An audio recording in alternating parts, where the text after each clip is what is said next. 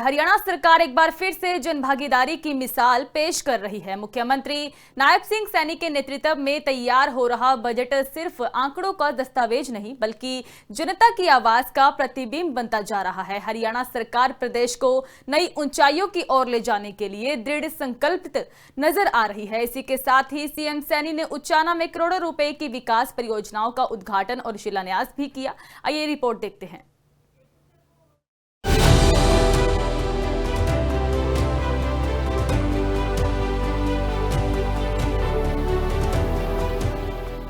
हरियाणा विधानसभा में 20 फरवरी से शुरू होने वाले बजट सत्र से पहले सीएम नायब सिंह सैनी ने कहा कि पिछले बजट के लिए हमें 1552 सुझाव मिले थे।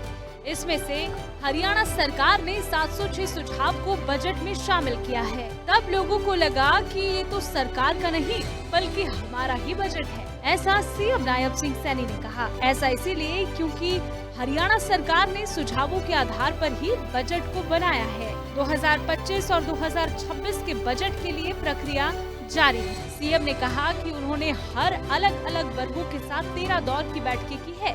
इसमें से 2199 सुझाव अभी तक हरियाणा सरकार को प्राप्त हुए हैं। इसी के साथ हरियाणा सरकार ने AI चैटबॉट भी शुरू किया है। इसमें प्रदेश के लोगों से 12,400 सुझाव प्राप्त हुए हैं जो अभी भी लगातार मिल रहे हैं। सीएम नायब सिंह सैनी ने कहा कि मेरा वायदा है आगामी बजट लोगों की भावनाओं को, आकांक्षाओं को पूरा करने वाला होगा। ये बजट विकसित भविष्य के लिए नींव का काम करेगा। लोगों को ये महसूस होगा कि ये बजट मैंने दफ्तर में बैठकर नहीं बनाया बल्कि उन लोगों के सुझावों के आधार पर ही बनाया है। हरियाणा विधानसभा का आगामी बजट सत्र 20 फरवरी से आरंभ हो रहा है। यह सत्र प्रदेश के विकास में, दिशा में, जन कल्याण की प्राथमिकताओं और भविष्य की योजनाओं को ये सशक्त आधार प्रदान करेगा। सीएम नायब सिंह सैनी ने ये भी कहा कि पिछले साल का बजट का 58% खर्च हो चुका है। इसके अलावा 11 विभागों में 80% से ज्यादा बजट का उपयोग किया जा चुका है। 21 विभागों में 70% से अधिक बजट का यूज विकास कार्यों के लिए किया गया है। सीएम नायब सिंह सैनी ने भाजपा सरकार के बजट की तुलना पिछले विपक्षी सरकारों से की है और कहा है कि इस बार का बजट उन सरकारों से काफी बेहतर है।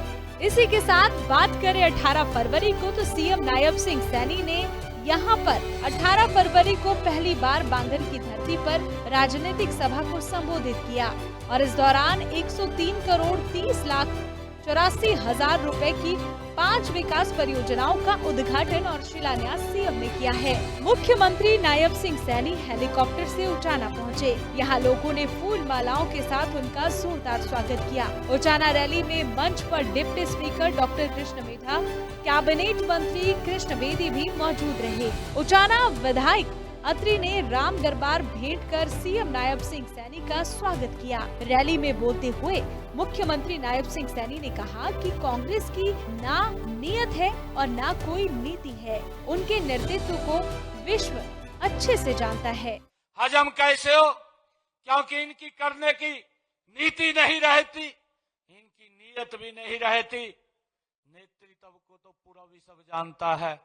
भाइयों, बदनाम करने में इनका नेतृत्व भारत को, नरेंद्र मोदी को दुनिया में जाकर के बदनाम करने में लगा हुआ है। परंतु मैं आपका धन्यवाद करता हूं। राजियो बैठे थे, लड्डू भी बन गए थे, साफ करके घेर दिए। सदमे में पड़े, अब तक सदमे में पड़े। और मैं आज इस ऐतिहासिक भूमि से कह रहा हूं, ये कांग्रेस का अब झूठ चलने वाला नहीं है। ये दुकान खोल ली नरे झूठ की।